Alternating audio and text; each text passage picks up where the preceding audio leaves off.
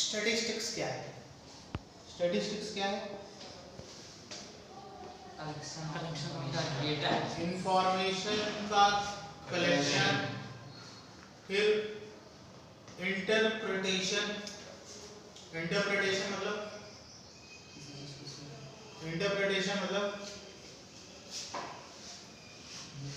उसके बारे में थोड़ा सा पढ़ना। तुमने कलेक्ट कर लिया, फिर गए थोड़ा सा पढ़ रहे हो, भाई सचिन इतना रन बनाया, राहुल द्रविड़ इतने रन बनाए, ब्रायन लारा इतने बनाए। इंफॉर्मेशन कलेक्ट कर ली, फिर क्या कर रहे हो? इंटरप्रेट कर रहे हो। इंटरप्रेट करना मतलब किसी चीज को इंटरप्रेट कर रहे हो मतलब उसकी एनालिसिस कर रहे हो, उसको पढ़ रहे हो। फिर इंटरप्रिटेशन का मतलब यार एग्जैक्टली तो इंटरप्रिटेशन वर्ड यूज होता है। फिर उसकी एनालिसिस करना, फिर कंपेयर करना कि इनका परफॉर्मेंस इससे बेटर रहा, उसकी पूरी स्टडी करना। डाटा कलेक्ट करना, data means collection of information. Information को कलेक्ट कर लिया, फिर क्या कर लिया? इंटरप्रेट किया, एनालाइज किया, और इस पूरी प्रक्रिया को क्या बोलते हैं? स्टैटिस्टिक्स। क्या कहते हैं? स्टैटिस्टिक्स। बहुत बढ़िया। फिर यहाँ पे देखिए लिखा है इंट्रोडक्शन में लिखा है इन क्लास 9 सभी बच्चों के पास बुक होना चाहिए। ठीक है, बुक कंपल्सरी है, बिना बुक के आप लोग को समझ में नहीं आएगा। ठीक है, सुनने बस की हैबिट नहीं डालना है। काहे की हैबिट डालना है? सुनने बस से वीकनेस आ जाएगी। क्या जाएगी? आप वीक हो जाओगे। सब्जेक्ट में स्ट्रॉन्ग अगर बनना है तो जो चीज़ आपको पढ़ाई जाए क्लास में, उस सब्जेक्ट की बुक आपके पास होनी चाहिए। ठीक है, तो देखिए क्लास 9th में हम लोग क्या पढ़ेंगे? Statistical data. क्या पढ़ेंगे? Statistical data. हम लोग डाटा पढ़े, फिर क्या पढ़े? हिस्टोग्राम के फॉर्म में पढ़े। हिस्टोग्राम के फॉर्म में भी 9th में देखा था, है ना? 9th में आप लोग अगर पढ़े होंगे तो उसमें हिस्टोग्राम था। हिस्टोग्राम क्या होता है? बार ग्राफ, हिस्टोग्राम, ये डाटा को ही रिप्रेजेंट करता है। देखो बार ग्राफ में शायद, अब बार ग्राफ और हिस्टोग्राम में थोड़ा सा डिफरेंस है। क्या डिफरेंस है? थोड़ा सा। अच्छा, क्या डिफरेंस है भाई? ये वैसे रेक्टेंगुलर रॉड के फॉर्म में हम लोग डाटा को क्या करते हैं? रिप्रेजेंट करते हैं। तो ये शायद बार ग्राफ और हिस्टोग्राम में थोड़ा सा डिफरेंस है कि एक में गैप होता है, एक में गैप नहीं होता है। एग्जैक्टली मुझे भी क्लिक नहीं कर रहा है। चलो देखते हैं क्या है कि 8th में दिया था। आप लोग पढ़े होंगे ना? 8th में पढ़े हैं। इस चैप्टर में हम लोग पढ़ेंगे वो टेक्निक। इस चैप्टर में हम लोग क्या पढ़ेंगे? वो टेक्निक पढ़ेंगे। सुन लीजिए, इस चैप्टर में हम लोग क्या पढ़ेंगे? सचिन, टेक्निक पढ़ेंगे। कौन सी टेक्निक? हम वो टेक्निक पढ़ेंगे। देखिए यहाँ पे लिखा है, बुक लिए आप लोग? सचिन जी लिए, बहुत बढ़िया। सभी बच्चों के पास बुक होनी चाहिए। ठीक है, इस चैप्टर में हम लोग पढ़ेंगे, in this chapter we will study about the technique to find mean, median and mode of group data. इस चैप्टर में कौन से डाटा का? कौन से डाटा का सर? कौन से डाटा का? ग्रुप डाटा का मीन, मीडियन, मोड निकालेंगे। किसका निकालेंगे? ग्रुप डाटा क्या है भाई? कोई भी मतलब ग्रुप का जो इंफॉर्मेशन हो। हमने बोला कि 0 से 10 साल के बच्चे कितने हैं? 5। ये डाटा इंफॉर्मेशन कलेक्शन कर रहे हैं। जिनमें से दो छोटे 10 से 20 साल के बच्चे कितने हैं? ये ग्रुपिंग है। ये क्या है? ग्रुपिंग। 0 से 10 साल का एक ग्रुप, 10 से 20 साल का एक ग्रुप। और ये इंफॉर्मेशन हमने कलेक्ट कर लिया तो क्या है? डाटा है। और उस डाटा को क्या करेंगे? इंटरप्रेट करेंगे। फिर क्या करेंगे?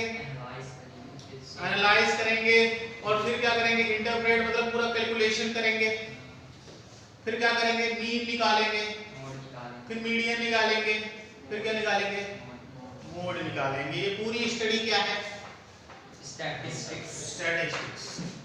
नहीं समझ में आया? अच्छा तो ये क्या है भाई, ये क्या है, ये डाटा है। क्या है, डाटा है। ये डाटा क्यों है, क्योंकि ये इंफॉर्मेशन का कलेक्शन है, सूचनाओं का कलेक्शन है।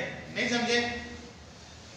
अच्छा और देखिए we will study about the technique to find mean, median and mode of group data. Group data समझ में आया? चलो ग्रुप डाटा समझ में आया? क्या होता है भाई, क्या होता है ग्रुप डाटा? मतलब कोई भी ग्रुप का इंफॉर्मेशन दियो डाटा।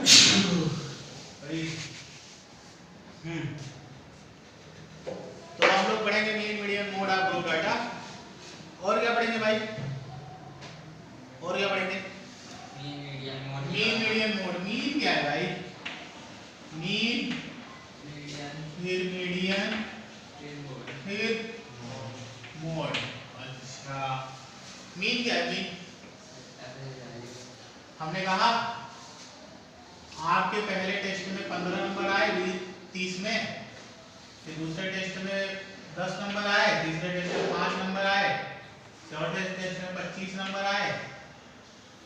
तो हमने बोला कि एवरेज निकालो भाई, एवरेज बताओ कितना आया। तो आप क्या करोगे एवरेज निकालने के लिए, सचिन जी गए एवरेज निकालने के लिए, बोले कि हम क्या करते हैं, सम ऑफ ऑल ऑब्जर्वेशन कर लेते हैं, सभी ऑब्जर्वेशन को जोड़ लेते हैं, 15 10 5 और 25 और divided by number of observation. कितने टेस्ट हुए, 4।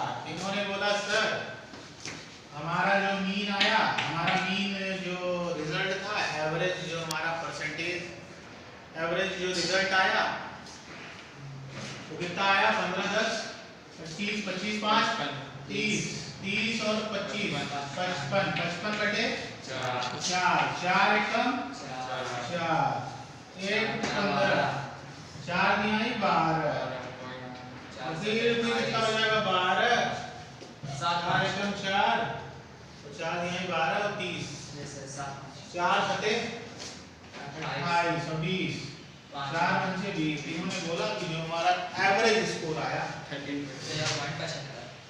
मैं मतलब कि हर टेस्ट में अगर 13.75 नंबर पाया होता तो 4 टेस्ट में मैं टोटल कितना पा गया होता, 55 नंबर। सही है ना? 13.75 अगर एक टेस्ट में पाया होता तो 4 टेस्ट में कितने हो जाते, 55 नंबर।